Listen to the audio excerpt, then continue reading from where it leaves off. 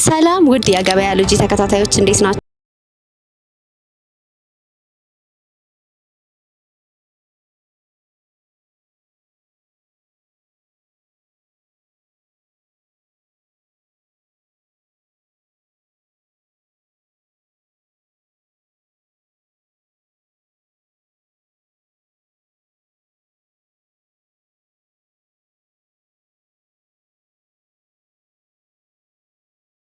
ገያ ኮተቤ ብረታ ብረት የበግ ተራ ውስጥ ነው።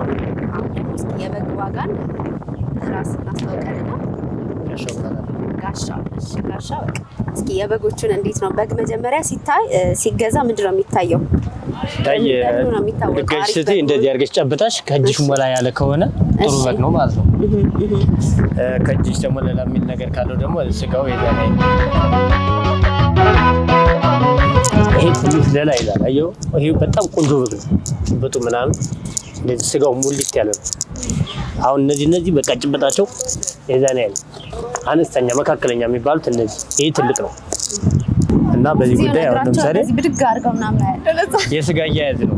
የስጋ አያያዙን እንዴት በቃ ነቀላው ስጋው እንዴት ነው የሚለው ነገር ነው። አሁን ለምሳሌ ይሄ ትንሽ ነው፣ ይሄ ቆንጆ በግ ነው። በጣም ይሄ ትልቅ በግ ነው፣ ቆንጆ ስጋ ነው። ስለዚህ ዋጋቸው ስንት ነው? አሁን እስኪ ይሄ አሁን 32 33 ይሄዳል። 32000 አዎ ይሄ 25 ምናምን አሁን በጣም ቀነሰች። ይሄ አነስተኛ ትንሽ ነው፣ መካከለኛ ነው እና አሁን በጣም ከፍ ጨመረ ስላደረገ በዓል ስለሆነ ይጨምራል። ሁለተኛም ደግሞ ከበዓል በፊትም እንደዚህ ነው። ከበዓል ፊትም እንደዛው ነው። ከፍ ጨምሯል። አሁን 32000 አዎ ከፍ ጨምሯል። አሁን ሬንጁ ስንት ነው? እስኪ እዚህ አሁን ካሉት በጎች ቀነስ የሚለው የትኛው ነው? ቀነስ የሚለው ለምሳሌ ይሄን ነው። እንደነዚህ አይነቱ አነስተኛ ናቸው፣ መካከለኛ ማለት ነው። እነዚህ ስንት ነው የሚባሉት? እነዚህ አሁን 23 23000 25 ምናምን እነዚህ ዝቅተኛው 23000 ነው። እነዚህ አሁን እስከ 20 ድረስ ይሄኛው ድርድር የለውም። አይ ድርድር የለውም። እነዚህ ትላልቆች ናቸው ማለት መካከለኛ ነው። ከፍቱም ስለጨመረ ነው። እና ለዛው ነው በእነዚህ እስከ 35 የአገር ምናምን ልዩነት አላቸው። ብዙ ጊዜ በግ ሲገዛ ሰው የዚህ ሀገር ምናምን ይባላል። ፈለጉ የትኞቹ ናቸው? አዎ ለምን መሰለሽ ሀገር የሚባለው አሁን ግንጭ እና አርሽ ምናምን የሚባል አለ እና ደብረ ብርሃን ጦሽን ስለሚበላ በጣም ስጋቸው ጣፋጭ ነው። የሚበሉት ነገር ማለት ነው። አዎ የሚበሉት ጦሽን ነው። በጣም አሪፍ ነው ስጋቸው። በጣም እንትን ያለ ነው። ወደዚህ ወደ ደብረ ብርሃን ምናምን የሚመጡት ስጋቸው አሪፍ ነው። ግንጭም በተመሳሳይ እንደዛው ነው እና ስጋቸው በጣም አሪፍ ነው። በጣም የሚፈልጉት የነሱ ናቸው። ዋጋቸው ይጨምራል ከሌላ? አይ ዋጋቸው እንኳን ያው ሁሉም አንድ ናቸው፣ ግን ያው ከፍቱ መልኩ ይለያል። እሺ አሁን ደግሞ እስኪ ካሉት በጎች በጣም ትልቁ የሚባለውና ወደድ የሚለው አሁን ትልቅ ይኸውልሽ፣ ይሄ ትልቅ ነው በጣም። እሺ አዎ ትልቅ ነው በጣም ቆንጆ ስጋ ነው ይናው። ቀንድ ግን የለውም፣ ችግር የለውም። ቀንድ ያው ችግር የለውም። ስጋው ነው ዋናው የሚታየው። ያው ትልቅ ነው 35000 ማለት ነው። እንደዚህ አይነቱ በ23 በ25 እነዚህ አነስ ያሉት እነዚህ ማለት ነው። ግን ብዙ ጊዜ በግ ሲገዛ ቀንድ ምናምን ያህል ሰው መሰለኝ። ቀንድ አንዳንድ ምን አለ መሰለሽ ሁላቸው ሰው የተለያየ ነው አእምሮ። ቀንድ ያለው ነገር የሚወዳል፣ ቀንድ የሌለው የሚወዳል እና በዛን ሰዓት ላይ የሰው ፍላጎቱ ነው፣ በፍላጎት ነው የሚሄደው እና ልክ ሁሉም የተለያየ ነገር ንግድ ላይ እናቀርባለን። ቀንድ ያለውንም ቀንድ የሌለውንም ምንም ለምን የሰው ፍላጎት እንጂ ዋጋ ላይ ምንም ልዩነት የለውም። ስጋው ነው በቃ። ስጋውን ግን ሲገዙ ጨብጠው ያልሆነውን ይሄ ጥሩ አይደለም ይላሉ። እኛም ጥሩ ነገር ካልሆነ አንሰጥም፣ ለከስተመሮቻችን ያልሆነ ነገር አንሰጥም፣ ጥሩ ነገር ነው የምንሰጣቸው። አሁን እኛ ይኸው ለከስተመር ነው እንደዚህ ያቀራረብናቸው። በጣም ዘንድሮ ደግሞ መኪናም ናፍጣ ስለጀመረ ያገናኘዋል ከበጓጋ እንደ 200,000 ብር 150,000 ብር እየተጫነ ስለዚህ ከነዚህ ላይ ነው የሚጫኑበትም እዚህ ላይ ነው እንትን የሚለው የሚጨመረው ለዛው ነው እና በጣም ቆንጆ በግ ነው። ይኸው አቀርበናል። ይሄ መሲና ምናምን የሚባሉት በጎች ሴቶች ናቸው። እነሱ ምንድነው የሚለያል? ብዙ ጊዜ ይፈለጋሉ መሰለኝ። ስጋቸውም ሆነ እነሱ ደግሞ መሲና ቅባት ምናምን እንትን ይላሉ፣ ወለድ ያቆማሉ አይደል? እነሱ ተቀልበው ስጋቸው አሪፍ ነው። እና በዚህ ጉዳይ ላይ በጣም ብዙ ሰው ይፈልጋቸዋል። እና እነዚህ አሁን በዚህ በእነዚህ አይነት ቆንጆ በግ አለ አቀርበናል። እኛ ዝግጁ ነን። እነዚህ አሁን እስከ 25 በዚህ አይነት አሁን ስትጨብጪው አየሽው። እነዚህ አሁን ባዶ ናቸው። አዎ ጨበጥ ይኸው በእነዚህ አሁን ተገላቸው እነዚህ በ25 ምናምን ይገኛሉ። አሁን በበዓል ሰዓት ላይ ማለት አሁን የተናገርካቸው ዋጋዎች ሁሉም መጨረሻ ነው። ምንም አስተያየት አታደርጉም? ያው ይምጡ ድርድር እንደራደራለን። ዞሮ ከእንደዚህ አይነት ነገሮች ቀጥሎ ያለ ነገሮች ነው የተናገሩት። በረንጁ በ25ም በ30 ቤትም ያለ ከፍት ስላለ ከመጡ በኋላ እንዳማራጫቸው እንደራደራለን።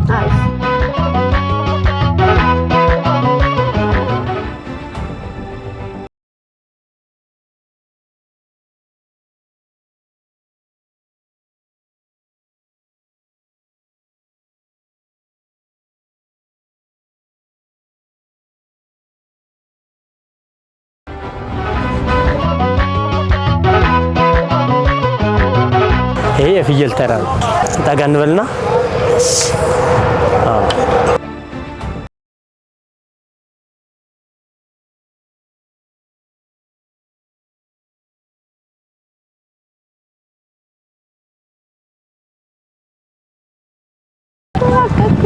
እሺ አሁን በጉና ሳይቸሻለሁ። አሁን ደግሞ እነዚህ ፍየሎች አሁን አዲስ ያወረድኳቸው ነውና ላሳያችሁ። እሺ አሁን እዚህ ጋር ትንሽም ትልቅም አለኝ። አሁን ለምሳሌ እንደዚህ አይነት ትናንሾቹ ያዛት እንዴ ይበራሉ። አረ ይፈራሉ? አዎ ይፈራሉ። ስንቀርባቸው ስለሚሮጡ። አዎ ፍየሎቹ እንኳን አያቀርቡን ነው። ለምንድን ነው ግን? ያው በቃ ፍየሎች ብዙ በብዛት እንትን አይቀርቡም። አዎ ቅጠል ቦታ ላይ ደግሞ ደጋ ቦታ ላይ ስለሚኖሩ ሰው ጋር ለመቅረብ ትንሽ እንትን ይላቸዋል። ሩጠን ነው የምንይዛቸው ራሱ እና ለምሳሌ ሳይዙን አሳይሻለሁ። አሁን እንደዛ እንደነጩ ያለ የትኛው? ያ ነጭ አንገቱ ላይ ቀይ ያለው ማለት እሺ እንደሱ ያለ እስከ 45 ሺህ። ፍየል ግን ለምንድን ነው የሚወደደው ከበግ? የፍየል ስጋ በጣም ብዛት አለው። ለስጋ ቤት ለምን ስለሚፈልጓቸው ይወደዳሉ። ስጋቸው ይለያል ከበግ? አዎ በጣም አዎ ቅጠል ነው የሚበሉት። በጣም ስጋቸው ተወዳጅ ነው እና ያው የዋጋቸውም ነገሮችም በዛው ልክ ይጨምራል ከበጎቹ። ትናንሾቹ ስንት ናቸው? ትናንሾቹ አሁን እንደዚህ አይነት አለሽ። እሷ ከ15 ጀምሮ አለሽ 17 አለሽ። አነስተኛ 15 17 እንደዚህ ያለሽ እንደዚህ ደግሞ 20 ምናምን 25 እስከ 30 25 እስከ 30 እነዚህ በተኙት እስከ 35 ምንድን ነው የሚለያቸው? ያው የግዣቸው ሁኔታ የግዣዛ ስጋሽ ከፍና ዝቅ ታደርጊያለሽ። ስጋቸው አንድ ነው እንጂ ስጋቸው ያው ነው። አዎ ስጋቸው አንድ ነው በቃ። እና ትልቅ የሚባለው ከዚህ ውስጥ የቱ ነው? በጣም ትልቅ ማለት ያ ቀዩ ይሄ ጥቁሩና ጥቁር በነጩና ወደዚህ የሚመጣው የሚያሸተው ያ ስንት ነው? እሱ 50 ሺህ ነው። ግን ያው ይምጡ እንደራደርበታለን። ድርድር አለው። እሺ ያኛው ስንት ነው? ቀዩ ያው ተመሳሳይ ናቸው። ያው ዋጋ ሬንጃቸው እስከ 50 ሺህ ነው የሚባለው። እስከ 50 እስከ 45 ምናምን ይባላል። ግን መደራደር እንችላለን። ይሄን ይመስላል። አሁን አንዳንድ ሰው ብዙ ጊዜ የፍየል ስጋ ያመኛል እና የሚላለ የማይመቸው ማለት ነው። ለምንድን ነው? ከምን አንፃር ነው? ይላሉ። እኛም ግራ ስጋቸው ምንም የሚከብድ ነገር ኑሮት አይደለም። ቅባት ጮማ ትንሽ ይቀላቅላል። ጮማ እርግጥ ለሁሉም ተፈላጊ አይደለም። ቀይ ስጋ ሰርገኛ ምናምን የምንለው ነገር አለ። ቅልቅል እንደ ቅልቅል ሆኖ በቃ የሚሆን ስጋ ለሁላቸውም ስምምነት ይመቻል ብዬ ነው የማስበው። ያው ቅባት ያለው ፍየል ሲገዙ ትንሽ ስጋው ከበድ ይላል። ቅባቱም አብሮ ሲጨመር ቅባት ደግሞ በአሁኑ ሰዓት ላይ ተፈላጊ ስላልሆነ ለዛው ነው እንጂ የፍየል ስጋ በጣም ተመራጭ ነው አይደል? እንደ ለመድኃኒት ቅጠል ቆምተላው ቅጠል ነው በቃ የምትበላው ቅጠል ነው። መድኃኒት የሌለ ስለሆነ በቃ ቅጠል ነው የምትፈልገው መድኃኒት ናት። ፍየል መድኃኒት ነው። አንተ ምንድን ነው የምትመርጠው ከፍየልና ከበግ? እኔ የፍየል ስጋ ነው የሚመቸኝ። የፍየል ስጋ ነው እንደውም ያው የበሬም ያው ተመሳሳይ ነው። ግን የፍየል ስጋ በጣም ይመቸኛል ከሁሉም። ግን ከበሬም ከበግም የበግ ስጋ አሪፍ ነው። ግን ብዛቱ ያው ቁርጥ ነገር ምናምን የሚፈልጉ ሰዎች ናቸው። ፍየል በብዛት ፍየል ቁርጥ ይሆናል። የበግ ስጋ ቁርጥ ብዙም ስለማይሆን የፍየል ስጋ ነው ለቁርጥ የሚሆነው። ለዛው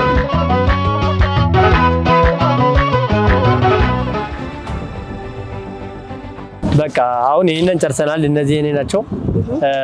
ባለበሮቹ ደግሞ እዛ ስላሉ ልውሰዳቸውና ከባለበሮቹ ጋር ላገናኛቸው። አዎ ላይ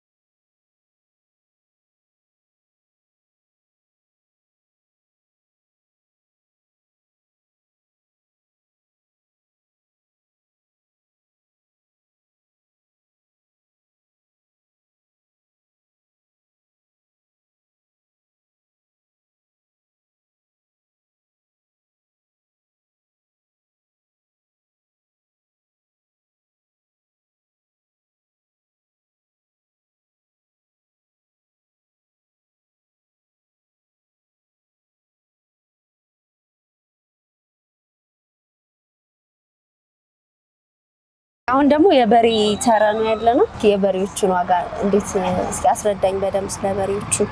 እሺ እንጣቃቸው።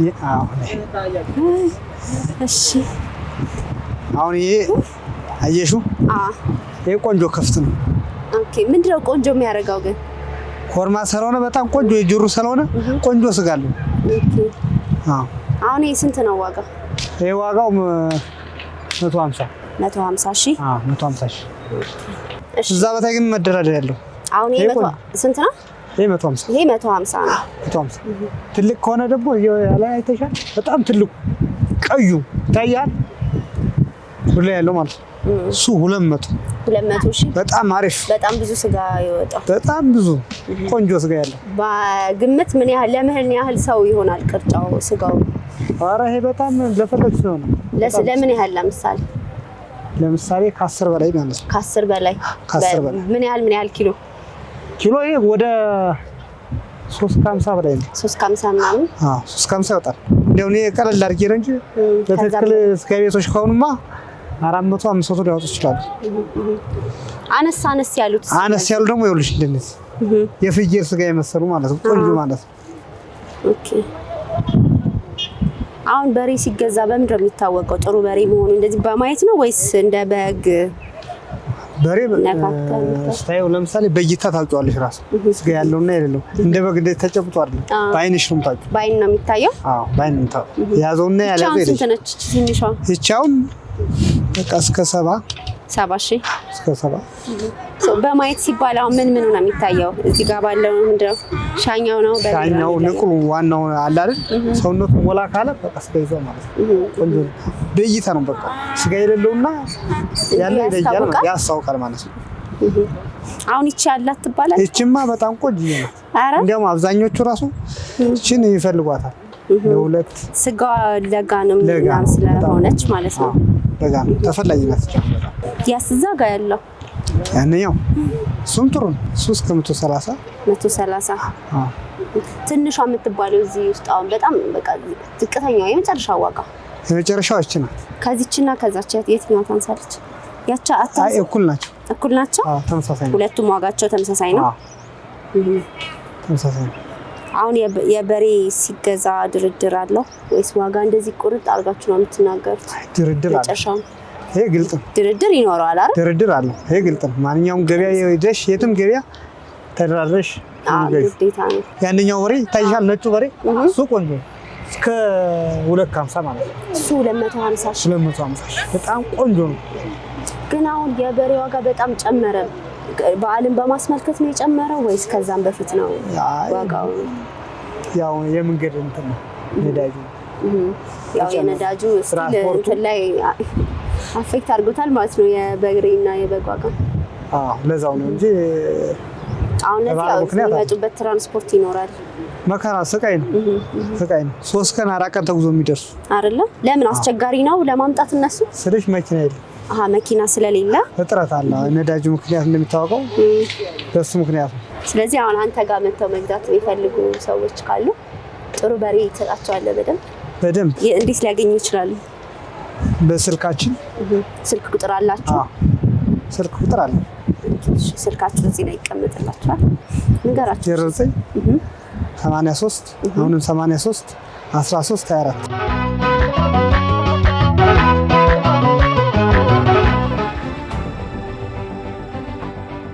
እሺ ሰላም ሰላም ማን ልበል ስምህን? በፍቃዱ ይባላል። በፍቃዱ። እሺ እንኳን አደረሰ። እንኳን አደረሰ። ዛሬ ምን ለመግዛት ነው የመጣኸው እዚህ? በመጀመሪያ በሬ ለመግዛት ነበር ያሰብኩት። ያው እግረ መንገድ ግን የበግም ለማወቅ ገበያው ምን ይመስላል የሚለውን እያየን ነው። እንዴት አየኸው ገበያውን? ጥሩ ነው። ያው እየተነቃቃ ነው። የበዓል ድባብ ሙሉ በሙሉ ባይሆንም በተወሰነ ደረጃ እየመጣ ነው። ጥሩ ነው ያለው ነገር ግን ያው ከዚህ በፊት እንደነበረው አይደለም። በጣም ተወዷል። ምናልባት ሰሞኑን ካለው ነገር ጋር የሚያያዝ ነው። ነጋዴዎቹም እየነገሩን እንዳለው ከሆነ ጥሩ ነው ያለው ነገር። ያው አሁን አልወሰንም እኛ ለምሳሌ ለመግዛት በሬ ለመግዛት አንደኛ በደንብ አልገባም ገና ይገባልም እየተባለም ስለሆነ ትንሽ ቀን መጠበቅ ይኖርባል። የተወሰነ ያለውን ነገር አይተናል። እንዴት አየኸው ግን ዋጋው ፌር ነው? ትንሽ ተወዷል። አሁን ያለው ያው የመኪና ተጭኖ የሚመጣበት ኮስት እሱ እየጨመረ እንደሆነ እነሱም ነግረውናል። ግን ትንሽ ዋጋው ትንሽ የተጋነነ ነው ለጊዜው ባየ ነው ማለት ነው። አንተ ብዙ ጊዜ ለበዓል ምንድን ነው የምትመርጠው? የምትገዛው በሬ ነው ፍየል ነው? በብዛት ያው ከጓደኞቼ ጋር ሆነን በሬ ነው የምንገዛው። በሬ ነው የምትገዙት? ያው እንደየበዓሉ ይለያያል። ለእንቁጣጣሽ ምናምን በብዛት የተለመደው በግ ነው። ለፋሲካ ለገና ደግሞ በሬ መግዛት ልምድ አለን። እሺ አመሰግናለሁ ስለነበረ። እኔም አመሰግናለሁ። መልካም በዓል። እሺ